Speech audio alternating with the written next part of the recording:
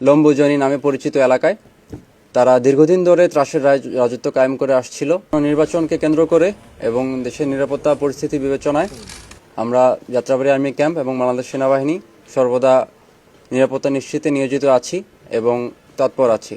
এরই পরিপ্রেক্ষিতে আজ সন্ধ্যায় আমরা একটি বিশেষ অভিযান পরিচালনা করি কদমতলী থানাধীন জুরাইন এলাকায়। উক্ত অভিযানে আমরা 2 জন দুষ্কৃতিকারীকে অস্ত্রসহ আটক করতে সক্ষম হই। আটককৃত 2 জন দুষ্কৃতিকারী যথাক্রমে ব্যাপারী জনি এবং লম্বুজনি নামে পরিচিত এলাকায়। তারা দীর্ঘদিন ধরে ত্রাসের রাজত্ব কায়েম করে আসছিল।